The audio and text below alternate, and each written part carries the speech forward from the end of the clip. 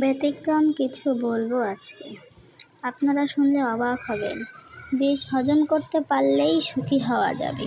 Yes, আপনি যদি সংসারে সুখী হতে চান এবং দীর্ঘদিন ধরে সাংসারিক সম্পর্কটাকে সামনে এগিয়ে নিয়ে যেতে চান, দাম্পত্য সম্পর্কটাকে এগিয়ে নিয়ে যেতে চান, যে কোনো সম্পর্ক ভালো রাখতে চান, সাফারিং করতে চান, অন্যের ভালো করতে চান, তাহলে আপনাকে সত্যি সত্যি বিষকে হজম করা শিখতে হবে।